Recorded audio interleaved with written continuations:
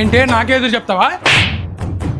పెళ్ళైన రోజు నుంచి ప్రతిరోజు ప్రతి క్షణం నీ దగ్గర నరకాన్ని చూస్తున్నాను. ఇన్ని రోజులు నా కూతురు కోసం భరించాను. ఇంక నేను మనసు చెప్పుకొని బతకలేను. వెళ్ళిపోతున్నా ఇంట్లో నుంచి. వెళ్ళవే, ఎవరిని బెదిరిస్తున్నా?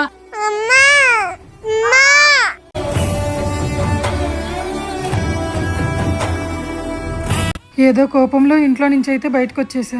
కానీ ఇప్పుడు నా కూతురు పరిస్థితి ఏంటి? లేదు, నేను బతికున్నంత వరకు నా కూతురికి ఈ పరిస్థితి రానివ్వను.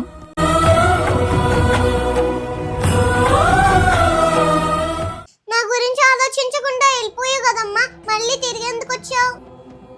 మధ్యలో నేను గుర్తొచ్చానా అమ్మా?